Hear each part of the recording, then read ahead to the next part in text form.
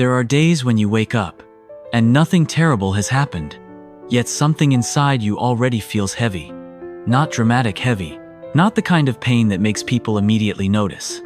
Just a quiet weight, a kind of invisible tiredness that sits somewhere behind your eyes, follows you into the kitchen, stays with you while you answer messages, while you look at the clock, while you pretend the day is beginning normally.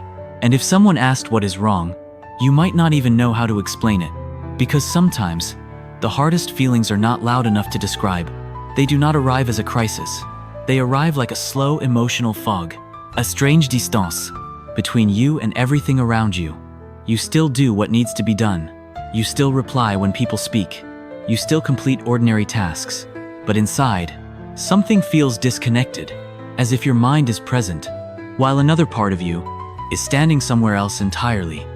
And what makes this confusing is that life may not even look difficult from the outside. You may have responsibilities under control. You may still be functioning. You may even smile in the right places. Yet internally, you keep asking yourself a quiet question. Why do I feel so tired when I have not done anything extraordinary? Why does everything feel harder than it should? The answer is often simpler than people realize. Sometimes, you are not physically tired. Sometimes, you are emotionally carrying too much that has never fully left your system. Because the body rests more easily than the mind does. And many people sleep at night, while still carrying unfinished conversations, hidden disappointments, old fears, silent comparisons, and small hurts they never admitted were affecting them. Those things do not disappear simply because the day changes. They remain, and over time, they become weight. Not sharp enough to stop life, but heavy enough to quietly drain joy from ordinary moments. That is why a person can sit in a peaceful room and still feel restless. Why someone can receive good news and still struggle to feel fully happy. Why even silence sometimes feels exhausting, because peace outside does not always mean peace inside. And many people do not notice how long they have been living like this. They become used to carrying emotional tension, the way others carry a bag they forgot they are holding. Until one day, even simple things begin to feel unusually difficult. A conversation feels draining, a decision feels overwhelming, a small inconvenience feels larger than it should. And then, they blame themselves. They think perhaps they are becoming weak. But often, it is not weakness at all. It is accumulation. Too many thoughts left unresolved. Too many feelings postponed because life kept moving. Too many moments where you said, "I will deal with this later," and later never truly came. What people rarely understand is that emotional fatigue does not always announce itself loudly. Sometimes it appears through impatience, sometimes through numbness, sometimes through losing interest in things you once cared about, and sometimes through a quiet desire to be left alone, even by people you love, not because you dislike them, but because your mind has become crowded.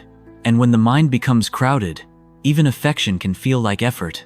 This is why some people disappear emotionally before they even realize they are overwhelmed.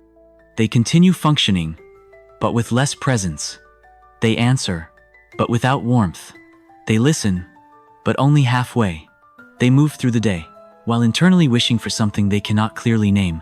And often, what they need is not dramatic change, not a new life, not a perfect answer. Sometimes, what they need most is simply permission to stop pretending they are fine every minute of the day. Because pretending uses energy too, a surprising amount of energy. The energy required to look normal, when internally you feel unsettled, is often what leaves people even more exhausted. And after enough time, that performance becomes habit. You become skilled at sounding okay, at appearing composed, at saying "I am just tired," because it feels easier than explaining that something deeper has been quietly wearing you down. But here is what matters.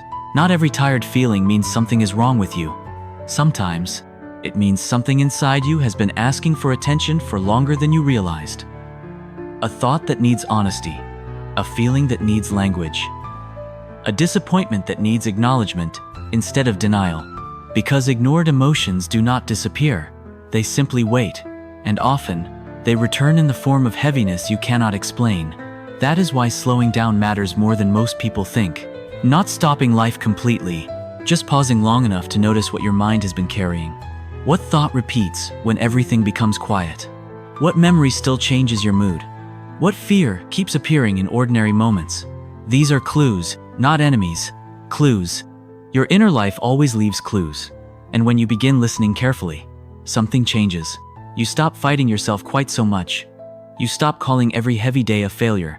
You begin understanding that some days are not difficult because life is wrong. They are difficult because your inner world has been asking for room.